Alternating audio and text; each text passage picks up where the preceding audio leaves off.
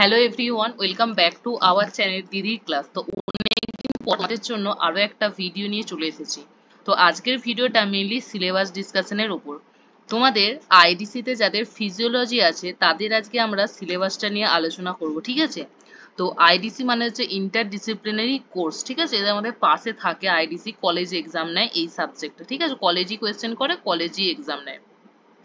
তো যে কোনো আইটিসি সাবজেক্ট থাকলেই আমাদের কিন্তু সেটা 75 মার্কসের কোয়েশ্চেন হয়, যার মধ্যে 50 নাম্বার হচ্ছে থিওরি, মানে আমাদের খাতায় লিখতে হবে, আর 25 নাম্বার থাকে প্র্যাকটিক্যাল। প্র্যাকটিক্যাল করে কিছু করে দেখাতে হয়, প্র্যাকটিক্যাল একটা খাতা তৈরি করতে হয়, তাতে টোটাল 25 নাম্বার থাকে, আর 50 নাম্বার আমাদের থিওরি হয় যেখানে আমাদের লিখতে হয়, ঠিক আছে? তো আইডিসি ফিজিওলজি যাদের আছে তাদের হচ্ছে 5টা ইউনিট আছে, ঠিক আছে? পরীক্ষায় টোটাল 5টা ইউনিট আছে আমাদের পরীক্ষায়।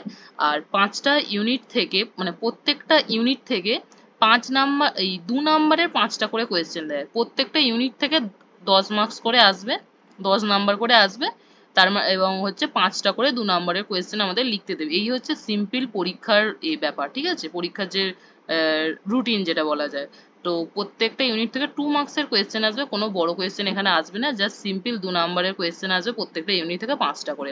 50 নাম্বারের এক্সাম হবে, এবং এক্সাম খুবই কাছে চলে এসেছে যাদের সেমিস্টার 2 তে ফিজিওলজি আছে আইডিসি তে, ঠিক আছে? এটা মেনলি যারা জুলজি অনার্স অথবা হচ্ছে ফিজিক্যাল এডুকেশন নিয়ে পড়াশোনা করছো, তোমাদের আইডিসি তে ফিজিওলজি আছে সেমিস্টার 2 তে। তো আমি চেষ্টা করব যতটা তোমাদের হেল্প করা যায়। আমি প্রত্যেকটা 5টা যে ইউনিট আছে প্রত্যেকটা ইউনিট তোমাদের ধরে ধরে পড়িয়ে দেবো, যতটা করা যায় আমি আমার তরফ থেকে করবো। ভিডিও অবশ্যই আসবে যে প্রত্যেকটা ইউনিট বেসিসে, ঠিক আছে? তো চলো আজকে আমরা সিলেবাসটা দেখবো যে আমাদের কি কি মেইনলি পড়তে হবে প্রত্যেকটা ইউনিটে। তো সবার প্রথমে যে ইউনিটটা আছে সেটা হচ্ছে ইউনিট 1 আছে হচ্ছে আমাদের সেল টিস্যু। তো আমরা যারা জুলজিতে পড়ি তারা আমরা জানি যে সেল বা টিস্যু কি, বা আমরা ছোটবেলায় পড়েছি, সেটা নিয়ে এই প্রথম চ্যাপ্টারটা আছে। হচ্ছে সেল, টিস্যু এবং আমাদের শরীরে যে বিভিন্ন অর্গ্যান গুলো আছে সেই অর্গ্যান গুলো নিয়ে পড়তে হবে। মেনলি কি পড়তে হবে? তো আমাদের যে মেজর বিভিন্ন অর্গ্যান আছে আমাদের শরীরে, যেমন লাং, হার্ট, কিডনি, তাদের ফাংশন গুলো পড়তে হবে। তো চলো প্রথমে দেখো বলেছে cell in relation to human physiological function.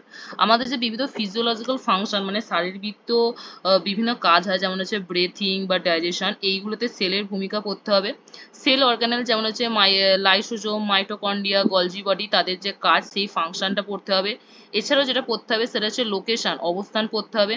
Basic information of major body organ, আমাদের যে বিভিন্ন বডি অর্গানস আছে মানে হার্ট, লাং, কিডনি, এদের লোকেশন কোথায় আছে আর এদের কাজ কি সেটা পড়তে হবে। এখানে দেখো অর্গানগুলোর নাম দিয়ে দিয়েছে, হার্ট পড়তে হবে, লাং পড়তে হবে, ব্রেন পড়বে, স্পাইনাল কর্ড মানে যে মেরুদণ্ডটা পড়তে হবে, লিভার পড়তে হবে, স্টমাক পড়তে হবে, প্যানক্রিয়াস পড়তে হবে, কিডনি পড়তে হবে, ঠিক আছে? এছাড়াও আমাদের ডাইজেস্টিভ ট্র্যাক, কিভাবে ডাইজেশন হচ্ছে আমাদের শরীরে, ইন্টেস্টাইন, পাকস্থলী, সেন্স অর্গানগুলো, যে সেন্স আমাদের 5টা সেন্স অর্গান আছে সেই সেন্স অর্গানগুলো নিয়েও পড়তে হবে, এবং পড়তে হবে হচ্ছে রিপ্রোডাক্টিভ অর্গান, জনন অঙ্গ নিয়ে জাস্ট পড়ে রাখতে হবে, ঠিক আছে? এইগুলো আমাদের জানতে হবে। এবং হচ্ছে 2 মার্কসের হিসেবে আমরা তৈরি করব কিছু কিছু সংজ্ঞা, উদাহরণ, তাদের কাজ কি, কোথায় অবস্থিত, তৈরি করব। কোনো বড় বা বেশি পড়ার প্রয়োজন নেই। এরপর দেখো ইউনিট 2। ইউনিট 2 তে হচ্ছে আমাদের বিভিন্ন ফেনোমেনা মানে বিভিন্ন ঘটনা, বায়োমলিকুল জৈব অণু এবং হচ্ছে বায়োফিজিক্যাল জৈব ভৌত বিভিন্ন ঘটনা আমাদের শরীরে ঘটে, সেই ঘটনাগুলো সম্বন্ধে আমাদের পড়তে হবে, ঠিক আছে? সবার প্রথমে যেটা আছে ডিফিউশন, ডিফিউশন ব্যাপন, ব্যাপন এখানে হচ্ছে ব্যাপন দিয়েছে, তারপর হচ্ছে tension, surface tension, সান্দ্রতা, absorption, adoption পড়তে হবে। পিএইচ, কোন রক্তের পিএইচ কত এটা পড়তে হবে, ঠিক আছে? বাফার, বাফার দমন কি সেটা পড়তে হবে। এছাড়াও আমাদের যে এই ম্যাক্রো এবং মাইক্রো, ম্যাক্রো মানেই জানি আমরা বড়, আর মাইক্রো মানে কি ছোট। ম্যাক্রো আর মাইক্রো নিউট্রিয়েন্টস বায়োমলিকুল গুলো আমাদের শরীর নিয়ন্ত্রণে কি ভূমিকা পালন করে সেটা পড়তে হবে, এটা খুব ইম্পর্টেন্ট। ম্যাক্রো, এটা ইম্পর্টেন্ট একটু, যে ম্যাক্রো আর ম্যাক্রো, মাইক্রোনিউট্রিয়েন্ট আর বায়োমলিকুল আমাদের স্বাস্থ্যতে কিভাবে ভূমিকা পালন করে এটা পড়তে হবে, ঠিক আছে? তারপরে আমাদের এখানে আরেকটু একটু বায়োকেমিস্ট্রি দিয়েছে, সেটা হচ্ছে কার্বোহাইড্রেট, প্রোটিন, কার্বোহাইড্রেট, প্রোটিন, আর হচ্ছে একটা লিপিড, ঠিক আছে? কার্বোহাইড্রেট, প্রোটিন, লিপিড, ভিটামিন আর এনজাইম, এইগুলো ক্লাসিফিকেশন পড়তে হবে। এদের সিম্পল বিষয় মানে যে একদম অল্প করে জানতে হবে, ঠিক আছে? একদম না জানলে নয়, জাস্ট এদের ক্লাসিফিকেশন আর এদের বিষয়ে অল্প একটু আমরা জানবো। বায়োকেমিস্ট্রির পার্ট এটা, carbohydrate, protein, lipid, vitamin, enzyme, ঠিক আছে? তো ওদের এক্সাম্পল পড়বো, ক্লাসিফিকেশন আর ফাংশন গুলো পড়ে নেবো, কার্বোহাইড্রেট আর প্রোটিন লিপিড। এই হলো আমাদের 2 নম্বর ইউনিট চলে গেল।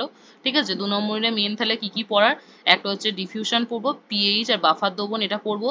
আচ্ছা, বায়োমলিকুল আমাদের স্বাস্থ্যতে কিভাবে প্রভাব ফেলে সেটা পড়বো। আর হচ্ছে আমাদের biochemistry part, carbohydrate, protein, lipid, vitamin, enzyme, এদের এক্সাম্পল ক্লাসিফিকেশন পড়বো। ঠিক আছে, এরপর আসবো আমরা 3 নম্বর ইউনিটে। ঠিক আছে, 3 নম্বর ইউনিটে আছে হচ্ছে আমাদের রক্ত নিয়ে আছে। ঠিক আছে, আমরা প্রথমে কম্পোজিশন, রক্ত কি কি নিয়ে তৈরি।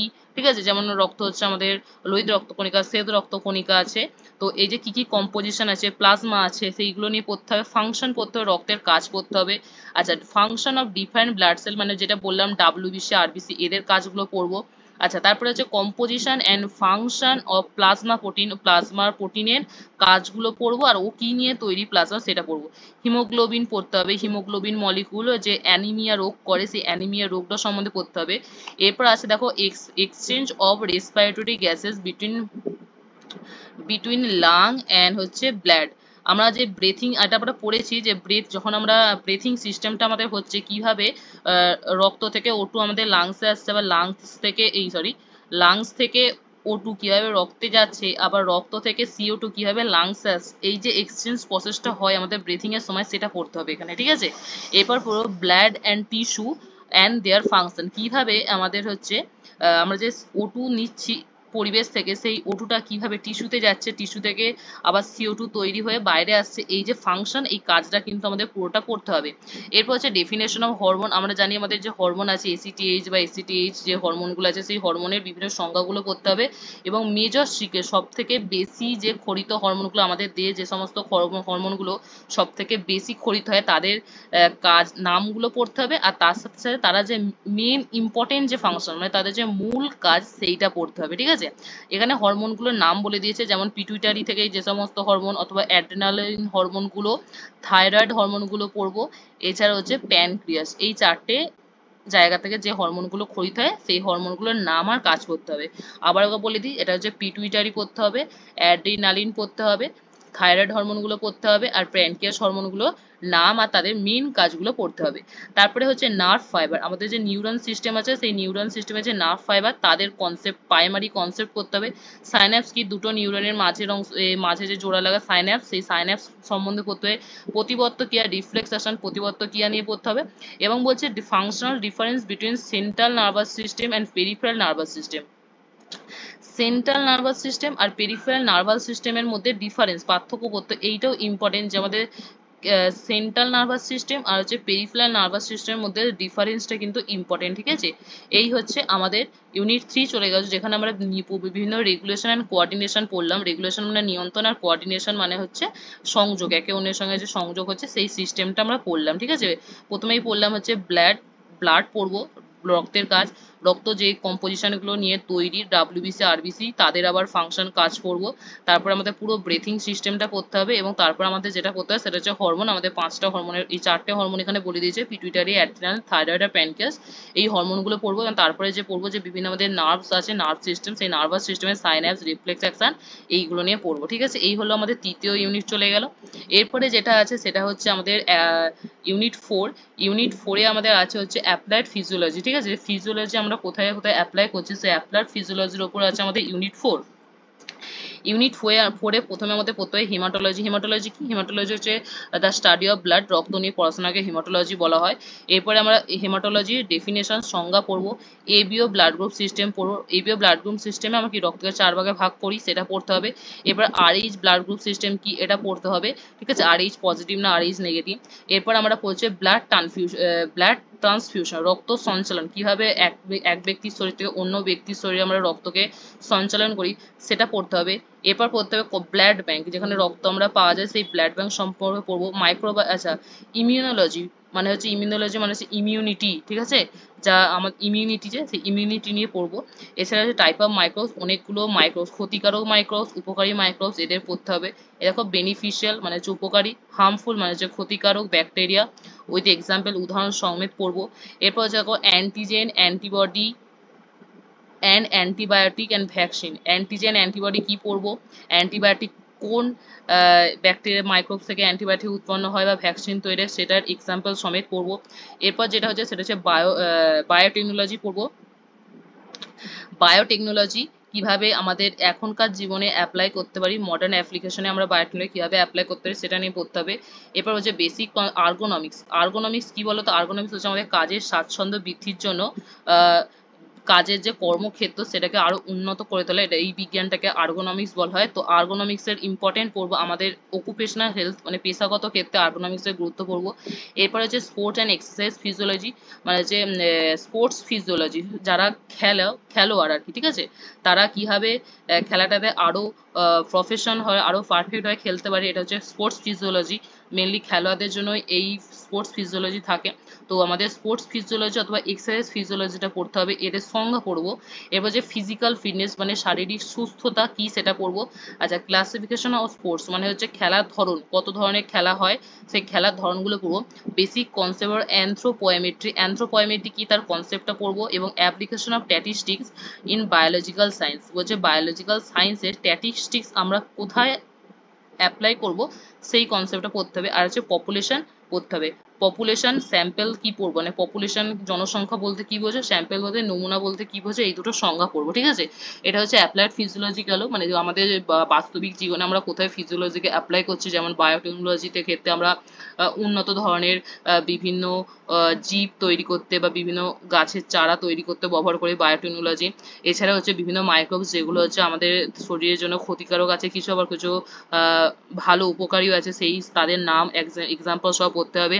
তারপরে হচ্ছে আমাদের রক্তের যে RH গ্রুপ বা ABO গ্রুপ পড়তে হবে, হেমাটোলজি কি এটা পড়তে হবে। এটা হচ্ছে আমাদের 4 নম্বর অধ্যায় গেল অ্যাপ্লাইড ফিজিওলজি, ঠিক আছে। তো এরপর হচ্ছে আমাদের দেখো ইউনিট 5 আছে। ইউনিট 5 হচ্ছে মেইনলি আছে আমাদের কমন যে বিভিন্ন ডিজিজ গুলো আমাদের শরীরে হয় সেই ডিজিজ গুলো নিয়ে আছে, ঠিক আছে। তোমরা এখানে দেখতে পারো, দেখো এই যে রিসেন্ট কোভিড গেল, কোভিড-19 দিয়েও কিন্তু এখানে দিয়েছে, কোভিড-19 নিয়েও কিন্তু আমাদের কিছুটা পড়তে হবে। তারপরে আমাদের টিউবারকিউলোসিস, হেপাটাইটিস। মেনলি এই ইউনিট 5 এ সেরকম বলার কিছু নেই, জাস্ট এখানে বিভিন্ন যে রোগগুলো হয় সেই রোগগুলো এক একটা ধরে ধরে পড়তে হবে, কিসের জন্য হচ্ছে, কেন হচ্ছে, কি ক্ষতি করছে এবং কিভাবে প্রতিরোধ করব আমরা, এই কটা বিষয় জাস্ট এই রোগগুলো নিয়ে পড়তে হবে, ঠিক আছে। দেখো প্রথমেই যেমন দিয়েছে প্রিভ্যালিং গ্লোবাল কমিউনিকেবল আর নন কমিউনিকেবল ডিজিজ, ঠিক আছে, এই ডিজিজগুলো নিয়ে পড়বো। আচ্ছা, আচ্ছা এক minute, prevailing global communicable disease আর their primary causes and suggested measure, কিভাবে প্রতিরোধ করবো সেইটাও নিয়ে পড়বো। এছাড়াও heart failure, stroke, hypothyroidism, obesity বা স্ট্রেস হলে, ঠিক আছে, এই যে স্ট্রেস এটা একটা ডিজিজ, তো সেক্ষেত্রে আমরা কি করতে পারি, এর প্যাথোফিজিওলজিক্যাল টেস্ট, তাদের নর্মাল রেঞ্জ, ঠিক আছে, এইগুলো পড়তে হবে, মেনলি ডিজিজ পড়বো।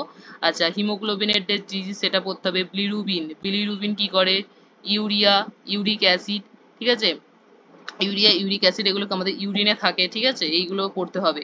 আচ্ছা, এবার হচ্ছে প্র্যাকটিক্যাল চলে আসি। প্র্যাকটিক্যালে তোমাদের হচ্ছে 25 মার্কস থাকে, ঠিক আছে। প্র্যাকটিক্যালে যেটা আমাদের ফিজিওলজিতে থাকে প্র্যাকটিক্যাল, সেটা হচ্ছে determination of heart and respiratory rate, মানে হচ্ছে আমাদের হার্ট রেট কত সেটা বার করতে হবে, আর হচ্ছে রেসপিরেটরি রেট কত, মানে আমরা মিনিটে কতবার ব্রেথিং করছি সেই মানটা নির্ণয় করতে করে দিতে পারে। এই মানে প্র্যাকটিক্যালটা মেনলি কলেজের যে স্যার তোমাদের ক্লাস নেবেন তিনি করিয়ে দেন, প্র্যাকটিক্যাল কিভাবে ম্যাথ কোষে বের করতে হয় তিনি করিয়ে দেবেন। আচ্ছা, তারপরে হচ্ছে দেখো measurement of systolic and diastolic area, arterial blood pressure মাপতে হবে। এটা স্যারই শেখান যে কিভাবে একটা পেশেন্ট এলে তার ব্লাড প্রেশারটা আমরা মেজার করবো, সেটা শেখাবে। এটা তোমাদের প্র্যাকটিক্যালে করতে হবে। আর শেষে দেখো এই যে 3 নম্বর আছে, 3 নম্বরটা মেনলি হচ্ছে দিয়েছে আমাদের দুটো অঙ্ক দেয় এখানে, মানে 5 মার্কস করে টোটাল 10 মার্কসের একটা দুটো অঙ্ক দেয়। এখন হচ্ছে দেখো বডি মাস ইন্ডেক্স BMI নির্ণয় করা, আর একটা হচ্ছে বডি সারফেস এরিয়া হচ্ছে BSA নির্ণয় করা, ঠিক আছে।